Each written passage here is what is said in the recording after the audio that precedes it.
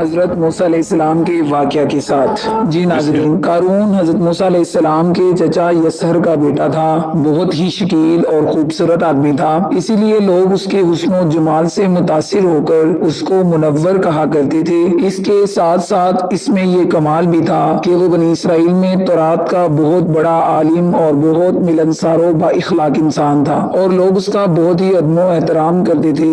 لیکن بے شمار دولت ان کے ہاتھ آتے ہی اس کے حالات میں ایک دم تغیر پیدا ہو گیا، اور وہ سامری کی طرح منافق ہو کر حضرت موسیٰ علیہ السلام کا بہت بڑا دشمن بن گیا اور اعلیٰ درجے کا متکبر و مغرور ہو گیا۔ جب زکوٰۃ کا حکم نازل ہوا تو اس نے حضرت موسیٰ علیہ السلام کے روبرو یہ عہد کیا کہ وہ اپنے تمام مالوں میں سے 1000واں حصہ زکوٰۃ نکالے گا، مگر جب اس نے مالوں کا حساب لگایا تو ایک بہت بڑی زکوٰۃ کی نکلی۔ یہ دیکھ کر اس پر ایک دم حرص و بخل کا بھوت سوار ہو گیا، اور وہ نہ صرف زکوٰۃ کا منکر ہو گیا بلکہ عام طور پر بنی اسرائیل کو بہکانے لگا کہ حضرت موسیٰ علیہ السلام اس بہانے سے تمہارے مالوں کو لینا چاہتے ہیں۔ یہاں تک کہ حضرت موسیٰ علیہ السلام سے لوگوں کو برگشتہ کرنے کے لیے اس خبیث نے یہ گندی اور گھناؤنی چال چلی کہ ایک عورت کو بہت زیادہ مال و دولت دے کر آمادہ کر لیا کہ وہ آپ پر بدکاری کا الزام لگائے۔ چنانچہ عین اس وقت جب کہ حضرت موسیٰ علیہ السلام واعظ فرما رہے تھے،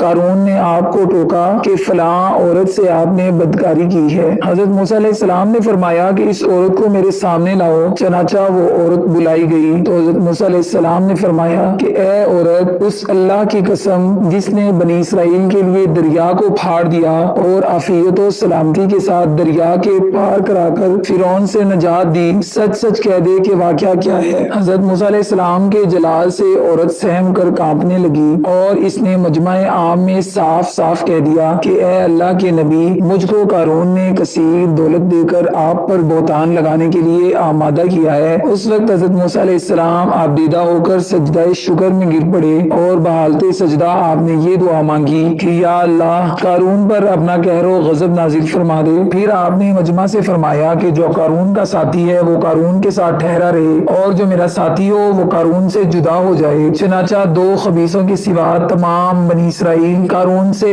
الگ ہو گئے۔ پھر حضرت موسیٰ علیہ السلام نے زمین کو حکم دیا کہ اے زمین، تو اس کو پکڑ لے، تو قارون ایک دم گھٹنوں تک زمین میں دھنس گیا۔ پھر آپ نے دوبارہ زمین سے بھی فرمایا تو وہ کمر تک زمین میں دھنس گیا۔ یہ دیکھ کر قارون رونے اور بلبلانے لگا اور قرابت اور رشتہ داری کا واسطہ دینے لگا، مگر آپ نے کوئی التفات نہ فرمایا، یہاں تک کہ وہ بالکل زمین میں دھنس گیا۔ 2 منحوس آدمی جو قارون کے ساتھ ہوئے تھے لوگوں سے کہنے لگے کہ حضرت موسیٰ علیہ السلام نے قارون کو اس لیے دھنسا دیا ہے تاکہ قارون کے مکان اور اس کے خزانوں پر خود قبضہ کر لیں۔ آپ نے اللہ تعالیٰ سے دعا مانگی کہ قارون کا مکان اور خزانہ بھی زمین میں دھنس جائے۔ چنانچہ قارون کا جو مکان جو سونے کا تھا، اس کا سارا خزانہ سبھی زمین میں دھنس گئے۔ حضرت موسیٰ علیہ السلام نے قارون کو جو نصیحت فرمائی وہ یہ ہے جس کو قرآن مجید نے بیان فرمایا ہے۔ اسی خیر خواہی والی نصیحت کو سن کر قارون حضرت موسیٰ علیہ السلام کا دشمن ہو گیا۔ غور کیجئے کہ کتنی مخلصانہ اور کس قدر پیاری نصیحت ہے جو حضرت موسیٰ علیہ السلام کے ساتھ ساتھ ساری قوم قارون کو سناتی رہی۔ جب قارون سے اس کی قوم نے کہا کہ اترا کر مت چل، بے شک اللہ اترانے والوں کو پسند نہیں فرماتا،